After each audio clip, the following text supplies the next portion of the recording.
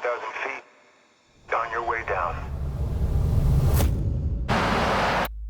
The ideas for style were coming from trying to replicate the reality of it. We know that Apollo 11 was successful, but at the time, there's so much that can go wrong. There's so much at stake. We show you ballooning, not turning. It's very hard in a film to visualize and create the experience of the claustrophobia.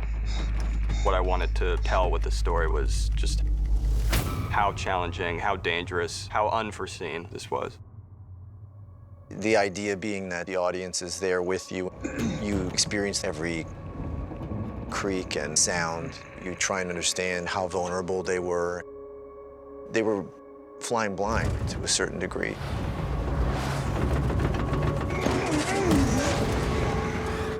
I wanted to really make the audience feel what it must have felt like to be hurled into space in these spacecrafts, how terrifying it was, how rickety these crafts were. You can't believe that people survived in them going down a freeway, let alone going into outer space. And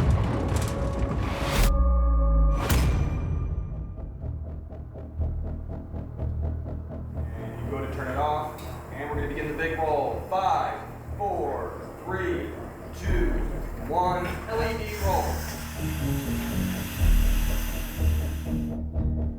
My team and I started to try to figure out how we're going to make it feel immediate and real, not like a period piece. Very tactile, brutal, visceral, experiential, and kinetic.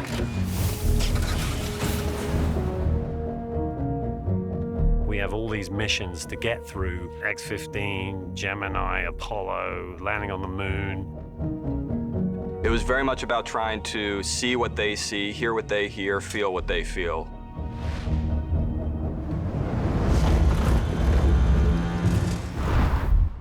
Very much a POV-driven, first-person, almost kind of virtual reality version of 1960s space travel.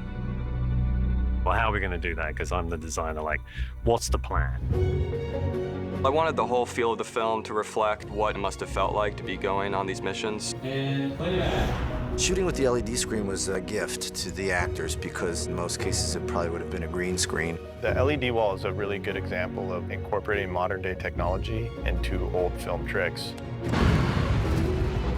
can actually get the image on film through the capsule, but you can also use them to light the set correctly with the correct image of the Earth and the orbit.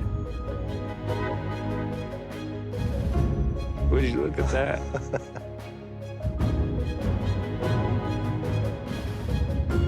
We designed a system that synchronizes the video of the LED wall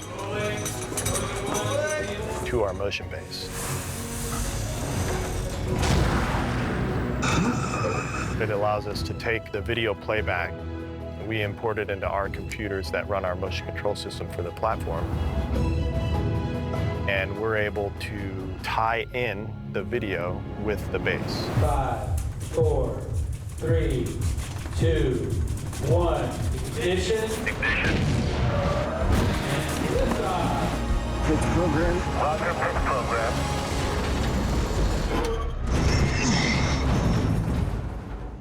We had Seco.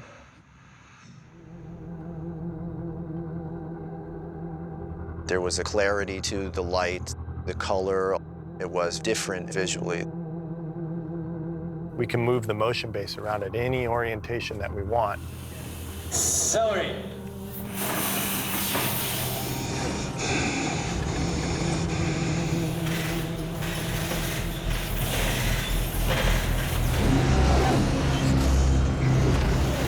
Ready. And break. And it suddenly becomes this sort of experiential thing that we can capture for the actor as well.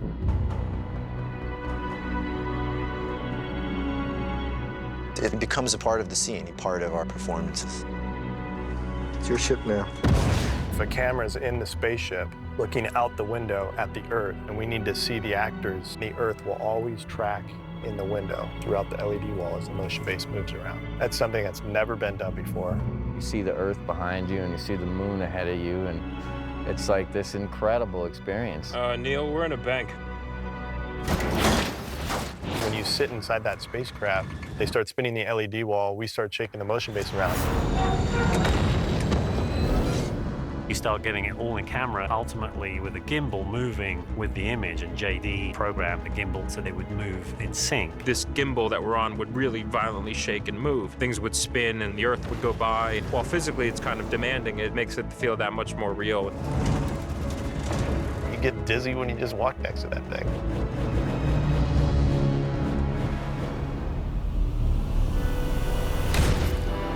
You want to find the ultimate way of providing the best image to put people in that film. It was to transport the audience. It's more fun way to make the film. Some green screen and there are little X's on there and you're like supposed to watch the X's, pretend like the X's are going by and have reactions. Right now we're just gonna see it. We were really able to immerse ourselves in that experience. We tried to make you feel the claustrophobia, use what you see but also what you don't see, restrict the POV so they feel like they're launching. They feel like they're hovering in space. It's to find a way to put the audience in the pilot seat. That's a powerful point of view to experience.